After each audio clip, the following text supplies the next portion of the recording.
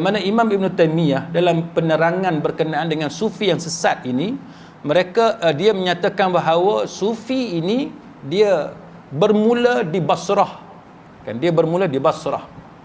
Yang mana mereka ini terlibat dan banyak dipengaruhi dengan satu kelompok yang berlebih-lebihan dalam masalah zuhud, dalam masalah ibadah kepada Allah, dalam masalah takut dan takwa kepada Allah. Maka ini antara asal usul sufi yang sesat sebagaimana yang disebut oleh Imam Ibn Taymiyah rahimahullahu ta'ala.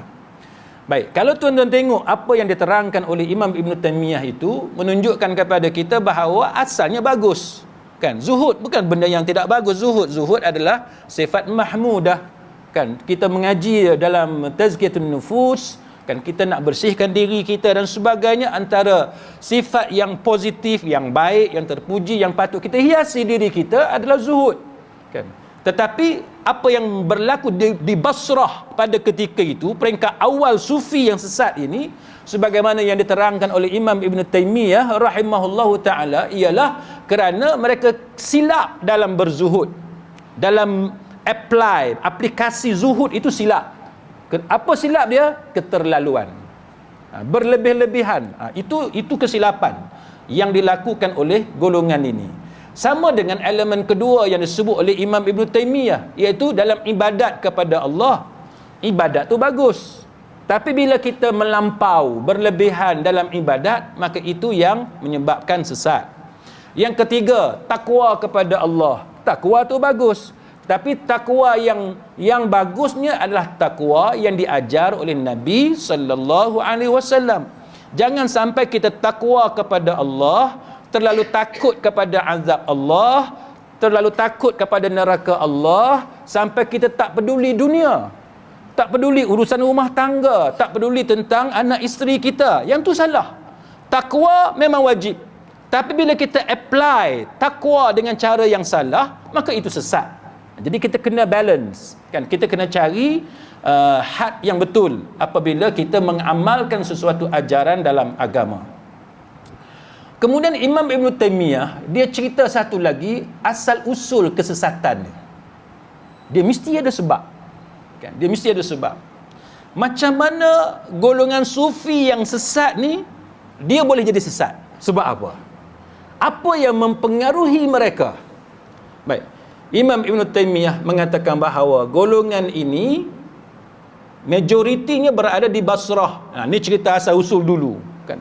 Majoritinya berada di Basrah. Soalan dia, pasal apa Basrah?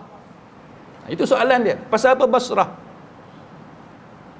Kita mengaji sirah, kan? Kita mengaji sirah. Kenapa Allah Ta'ala pilih Mekah? Dia ada faktor dia. Dia ada sebab. Padahal Allah boleh je lahirkan Islam di kutub utara, boleh tak?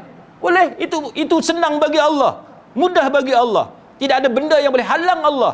Allah Ta'ala nak lahirkan Islam ni di Melbourne, Australia, boleh, apa masalah? Tapi Allah Ta'ala mendidik kita tentang penting kita mengambil kira tentang faktor. Kena ambil kira.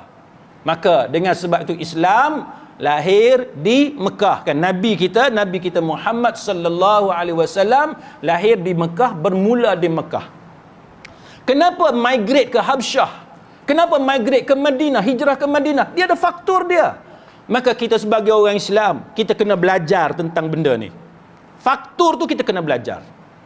Maka begitulah yang disebut oleh Imam Ibn Taymiyah rahimahullahu ta'ala. Dia kata bahawa Basrah ni dia ada sebab. Bukan kata kebetulan, dia ada sebab. Apa sebab dia?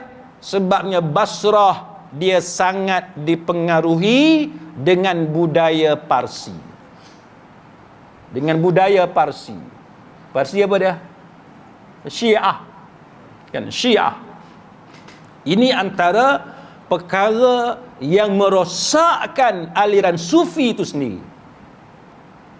Parsi, Yunani, ini antara faktor-faktor dia.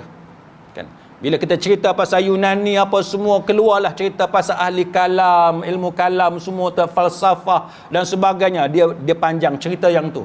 Tapi poin pentingnya ialah Imam Ibn Taymiyah rahimahullahu ta'ala dia tunjukkan kepada kita bahawa ada faktor. Kenapa Basrah tempat mula dia. Ada faktor dia. Maka dia mengatakan bahawa apabila kita teliti, kita akan dapati bahagian-bahagian yang sesat itu dia sangat sinonim dan dia ada banyak persamaan dengan apa yang ada di Parsi. Dia kata. Baik.